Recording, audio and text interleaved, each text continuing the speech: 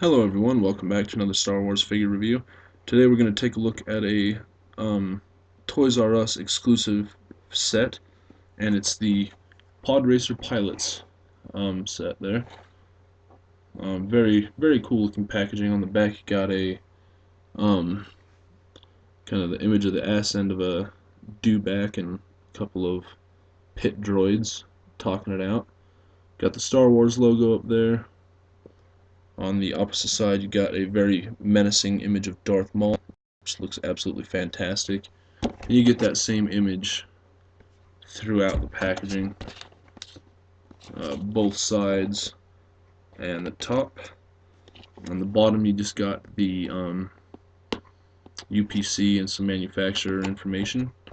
On the reverse side, you get some info about the Boon to Eve Classic, the same image from the front and the background, except for with the figures in there as well. Each figure comes with a Galactic Battle Game stand and a collector card. I have no idea what happened to Team Topigali's card.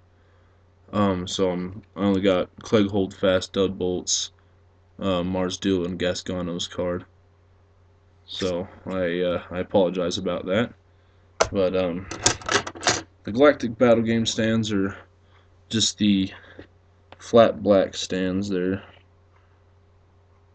which is whatever. It's not really a big deal and doesn't really bother me that much. So I'm going to go ahead and do the figures from how I feel to be least impressive to most impressive in this set. So we are going to start with Gasgano, who is really nothing to brag about. The head sculpt is very movie accurate, which is a plus, but just this figure is very cheap. The arms are on very teeny tiny little ball joints.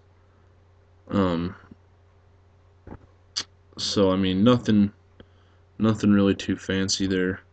And he's the only figure that does not have the removable headgear. So that's, again, I just feel that this guy was poorly made. I think they just kind of threw him in there because they figured, what the heck. I would have preferred to see maybe Sebulba in there. I think that'd be kind of neat. But, what can you do? For points of articulation, this guy has a swivel neck, a swivel upper torso, and ball-jointed arms. And that is it. So, I don't know. There's Gasgano, though. Again, nothing too impressive. Before I forget, each figure does come with a flag, just like the Mahonic figure that I reviewed from the Discover the Force, made out of the exact same material, just that sort of plastic with some sort of emblem painted on the flags. I'm not sure which flag corresponds to each character, so I'll just kind of go through them real quick. Got this one here.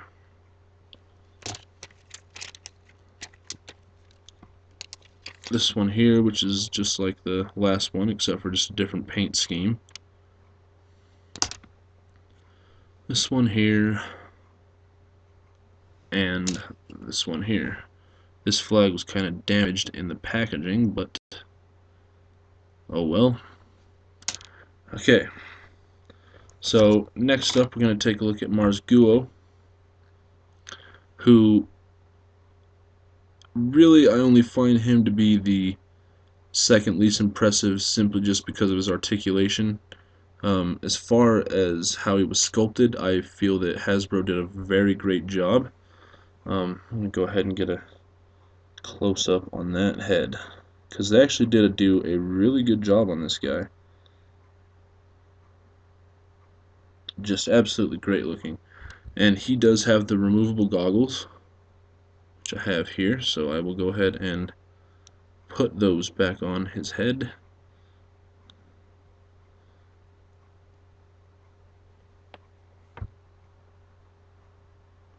So very cool looking figure. He came with a little blaster pistol, which he cannot hold worth a crap, so that's just wonderful. Gotta love an accessory that you can't use. Um, I really like the detail that Hasbro put into his back. That's really what sets this figure up for me. I really like that about this figure. Um, Points of articulation. This guy is rocking a ball jointed head, swivel shoulders, swivel hips, and um, swivel biceps. So, and that's all for this guy. So there's Mars Guo again. Next up, we are going to take a look at Team Topogeles, who I really enjoy. Getting on to some of the better figures from the set. He does have the removable goggles as well to kind of reveal his googly eyes. Let's get a close-up on this head sculpt. I feel that Hasbro actually did a very good job here, especially with the kind of two-tone, or really more three-tone in the face, how it kind of goes from dark up there at the top to a lighter to a very light tan. He's got kind of a cut down there on his chin. Very good looking job on this guy. I especially like all the pouches and miscellaneous things on his belt. And they did a tremendous looking job on the tail as well. And as well as the feet. So, like I said, I feel that they just did a very great job on this figure. Not at all disappointed. Points of articulation for this guy is he's got a swivel neck, swivel shoulders, and swivel hips. And that is it for this guy. And, oh, sorry, and a swivel waist. So, that's it for Mr. Team Topogeles. Hopefully I didn't butcher his name too bad. I assume that's how it's pronounced, but I could be wrong. But there he is again. And aside from the removable goggles and the flag, he didn't come with a gun, so that's all he had for accessories. Next up is good old Doug Bolt. Absolutely great looking figure. Definitely my second favorite in the set. They just did an awesome job on this guy. And he comes with a little blaster rifle here, and it's got a strap that kind of fell off on me, so, and it doesn't appear to want to peg back together. I'll fix it later, but anyway, good looking rifle, good looking strap there, but that's about it for that. Doug Bolt also does have the removable headgear, which I'm going to take off now. It's kind of hard to get it over his tusks. Okay. And that reveals yet again another fantastic head sculpt. It shows off Hasbro's ability to get very movie accurate looking figures.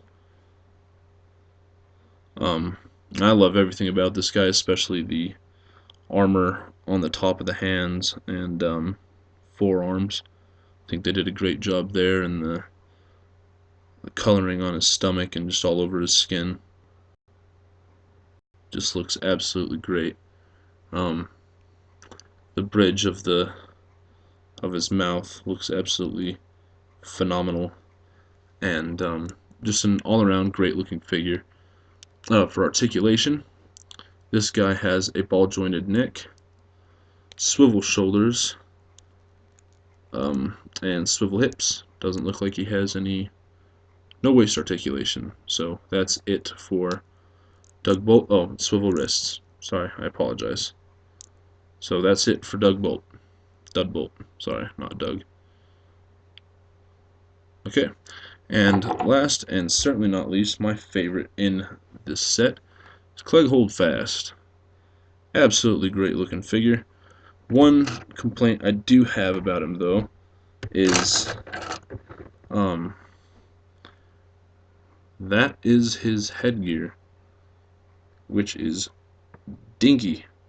I don't understand it. And he's the only figure when packaged had it kind of above him in the packaging, so that says something about this. If Hasbro can't even get this onto the figure, then I'm not even going to try. So, that, and I think the head sculpt is great as it is. They did a very good job on Clegg, and like I said, he is definitely my favorite figure from this set. I love the chest piece. Another small thing I think is kind of interesting about Clegg here is his back has all these little black splotches all over him, which I don't remember seeing in the movie. He looks like a chocolate chip action figure, which I don't really understand. I think it's kind of stupid personally. I mean, if you're going to throw in little detail, just leave it gray or just leave it that tan color. I don't understand all the black polka dots all over him, but oh well. I really like the shoulder pads. I know it's going to be kind of hard to see, but they look actually really great. He's got a very nice looking blaster pistol that he comes with, which looks very good, and he holds it phenomenally. And let's go ahead and go over articulation. He has a ball jointed head, ball hinge shoulders and elbows, swivel wrists, swivel hips, ball hinge knees, and that is all for this guy, and a swivel waist. I always seem to forget about that swivel waist. So, absolutely great looking figure here, Clegg Holdfast, and just very impressed with him. So that is the Podracer pilot set. I will be back to do more reviews shortly. Just picked up a bunch of Phantom Menace Vintage Collection figures, so look forward to that. In the meantime, take it easy, and may the Force be with you.